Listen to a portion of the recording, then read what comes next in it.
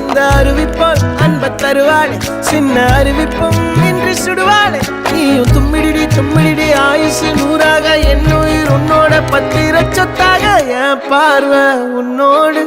உன் பொம்மை கண்ணோடு பேசாமல் விண்ணோடு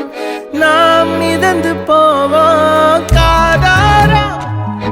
அடியாளோ நான் தாங்க மாறோடு